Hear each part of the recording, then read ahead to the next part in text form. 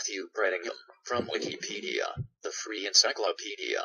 Matthew Brettingham, 1699 to 1769, sometimes called Matthew Brettingham the Elder, was an 18th-century Englishman who rose from humble origins to supervise the construction of Holkham Hall, eventually becoming one of the country's better-known architects of his generation. Much of his principal work is now demolished, especially his work in London where he revolutionized the design of the Grand Townhouse.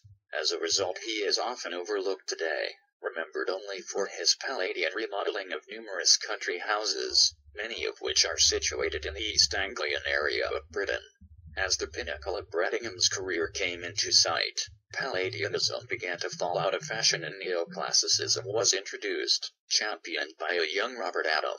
Early life. Brettingham was born in 1699, the son of Launcelot Brettingham, a bricklayer living in Norwich, the county town of Norfolk, England. His early life is little documented, and one of the earliest recorded references to him is in 1719, when he and his brother Robert were admitted as freemen to the city of Norwich as bricklayers. A critic of Brettingham's at this time claimed that the work was so poor that it was not worth the 9 shillings a week he was paid as a craftsman bricklayer. Whatever the quality of his bricklaying, he soon advanced himself and became a building contractor, local contractor. During the early 18th century, a building contractor was far more responsible than the title suggests today. A contractor often designed, built, and oversaw all details of construction to completion. Architects, often called surveyors, were employed only for the grandest and largest of buildings. By 1730, Brettingham is referred to as a surveyor and as working on more important structures than cottages and agricultural buildings. In 1731, it is recorded he was paid £112 for his work on Norwich Gaol. From then, he appears to have worked regularly as the surveyor to the justices, the contemporary local authority, on public buildings and bridges through to the 1740s. One project from this time was the remodeling of the Shire House in Norwich. Brettingham had been employed to redesign and oversee the project. His work on this building, which was in the Gothic style and showed a versatility of design rare for Brettingham, was to result in a protracted court case that was to rumble on through a large part of his life, with unfounded allegations of financial discrepancies. In 1755, the case was eventually closed, and Brettingham was left several £100s out of pocket, and with a stain, if only a local one, on his character. Transcripts of the case suggest it was Brettingham's brother Robert, to whom he had subcontracted, who may have been the cause of the allegations. Architect. There is no evidence that Brettingham ever formally studied architecture or even traveled abroad. The Dictionary of National Biography reports him as having made 2 study trips abroad. However, this assumption was made on the strength of an anonymous book now ascribed to someone else, and the other because of confusion with his son Matthew Brettingham the Younger. In 1734, Brettingham had his first great opportunity, when 2 of the foremost Palladian architects of the day, William Kent and Lord Burlington, were collaboratively designing a grandiose Palladian country palace at Holkham in Norfolk for Thomas Coke, 1st Earl of Leicester. Brettingham was appointed Clerk of Works, a position he was to retain until the completion of Holkham Hall in 1764. The illustrious architects were mostly absent. Indeed, Burlington was more of an idealist than an architect, and thus Brettingham and the patron Lord Leicester worked on the project together. The practical Brettingham interpreting the plans of the architects to Leicester's requirements. It was at Holkham that Brettingham first worked with the fashionable Palladian style, which was to be his trademark. Holkham was to be Brettingham's vaulting horse to fame, as it was through his association with it that he came to the note of other local patrons. Brettingham was commissioned in 1740 to redesign Langley Hall, a mansion standing in its own parkland in South Norfolk. Brettingham's resultant design was very much in the Palladian style of Holkham, though much smaller. A large principal central block linked to 2 flanking secondary wings by short corridors. Ironically, the corner towers, while similar to those later designed by Brettingham at Uston Hall, were the work of a later owner and architect. The neoclassical lodges were a later addition. by Sir John Soane.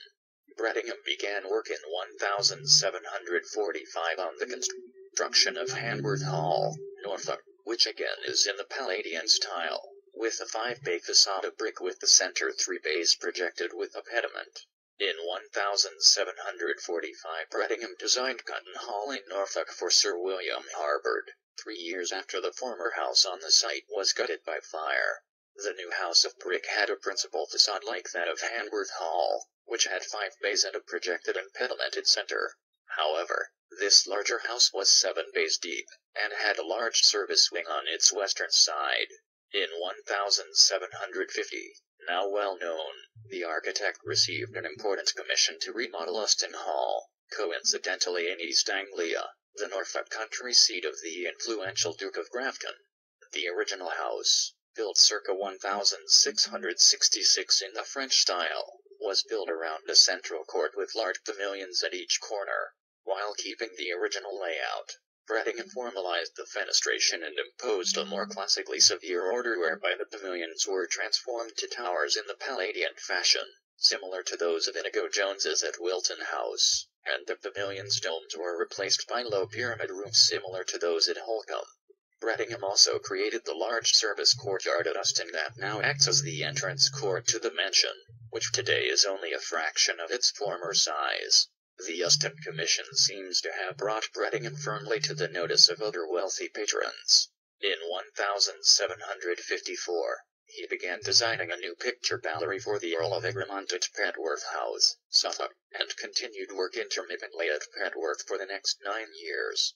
The London House. From 1747, Brettingham operated from London as well as Norwich. This period marks a turning point in his career, as he was now no longer designing country houses and farm buildings just for the local aristocrats and the Norfolk gentry, but for the greater aristocracy based in London. One of Brettingham's greatest solo commissions came when he was asked to design a townhouse for the Duke of Norfolk in St. James's Square, London. Completed in 1756, the exterior of this mansion was similar to those of many of the great palazzi in Italian cities. Bland and featureless, the piano nobile distinguishable only by its tall pedimented windows.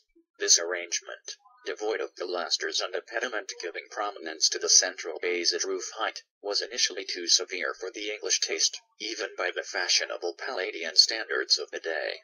Early critics declared the design insipid. However, the interior design of Norfolk House was to define the London townhouse for the next century, with a circuit of reception rooms around a grand staircase, the staircase hall replacing the Italian traditional inner courtyard or 2-story hall. This arrangement of salons allowed guests at large parties to circulate, having been received at the head of the staircase, without doubling back on arriving guests. The second advantage was that while each room had access to the next, it also had access to the central stairs, thus allowing only 1 or 2 rooms to be used at a time for smaller functions. Previously, guests in London houses had to reach the principal salon through a long enfilade of minor reception rooms. In this square and compact way, Brettingham came close to recreating the layout of an original Palladian villa. He transformed what Palladio had conceived of as a country retreat into a London mansion appropriate for the lifestyle of the British aristocracy, with its reversal of the usual Italian domestic pattern of a large palazzo in town, and a smaller villa in the country. As happened so often in Brettingham's career, Robert Adam later developed this design concept further, and was credited with the success. However, Brettingham's plan for Norfolk House was to serve as the prototype for many London mansions over the following few decades.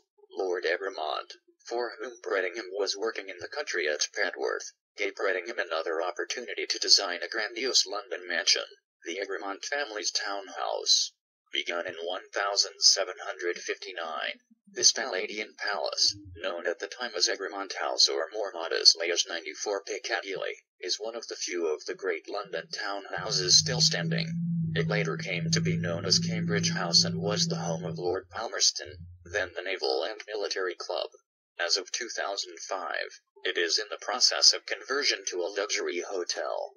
Kettleston Hall. Sir Nathaniel Curzon, later 1st Baron Scarsdale, having refused a prospective design by James Gibbs, one of the leading architects of the day, commissioned Brettingham in 1759 to design a great country house to equal Holkham Hall.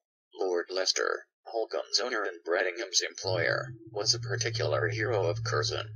Curzon was a Tory from a very old Derbyshire family, and he wished to create a showpiece to rival the nearby Chatsworth House owned by the Whig Duke of Devonshire, whose family were relative newcomers in the county, having arrived little more than 200 years earlier.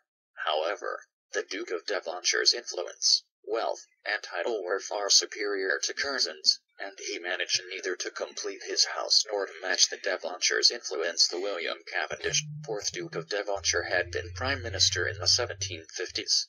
This commission might have been the ultimate accolade Brettingham was seeking, to recreate Holkham, but this time with full credit. Kettleston Hall was designed by Brettingham on a plan by Andrea Palladio for the Enbuilt Villa Mocenigo.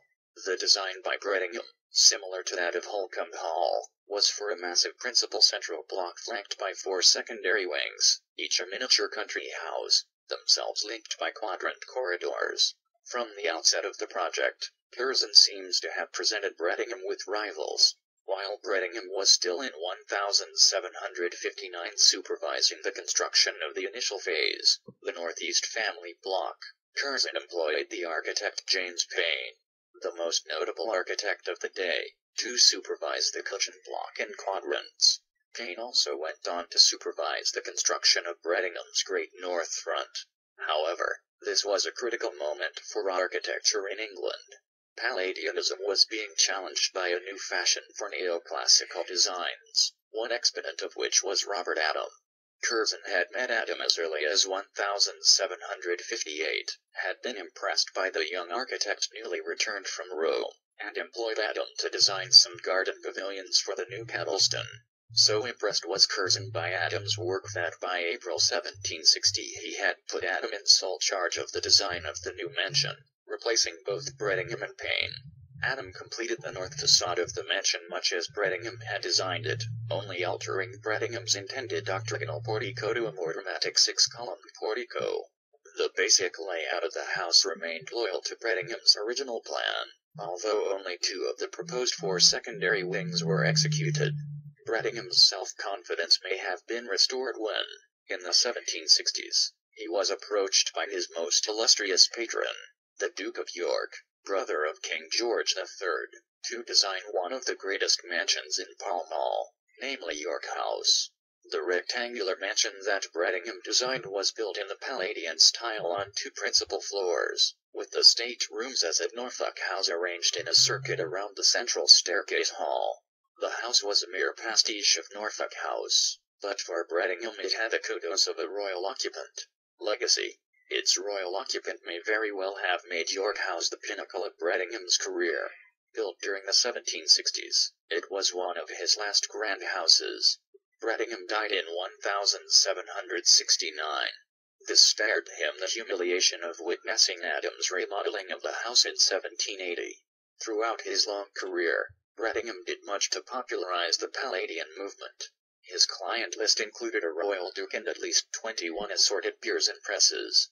He is not a household name today largely because his provincial work was heavily influenced by Kent and Burlington, and unlike his contemporary Giacomo Leone he did not develop, or was not given the opportunity to develop, a strong personal stamp to his work on country houses. Ultimately, he and many of his contemporary architects were eclipsed by the designs of Robert Adam. Following the debacle at Kettleston Hall, Adam went on to replace the unfortunate James Payn as architect at Nostell Priory, Alnwick Castle, and Sion House. In spite of this, Adam and Payn remained great friends. Brettingham's relationships with his fellow architects are unrecorded. Brettingham's principal contribution to architecture is perhaps the design of the Grand Town House, unremarkable for its exterior but with a circulating plan for reception rooms suitable for entertaining within on a forgotten scale of lavishness. Many of these anachronistic palaces are now long demolished or have been transformed to other uses and are denied to public view. Hence, what little remains in London of his unique work is unknown to the general public. Of Brettingham's work, only the buildings he remodeled have survived, and for this reason Brettingham nowadays tends to be thought of as an improver, rather than an architect of country houses.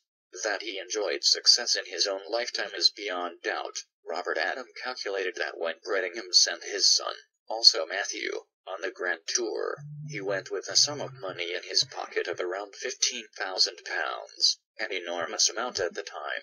However, part of this sum was probably used to acquire the statuary in Italy, documented as supplied by Matthew Brettingham the Younger, for the nearly completed Holcombe Hall. Ironically, while the design of that great monumental house, which still stands, cannot truly be accredited to him, it is the building for which Brettingham is best remembered. This sound file and all text in the article are licensed under the GNU Free Documentation License, available at www.gnu.org/copyleft/fdl.html.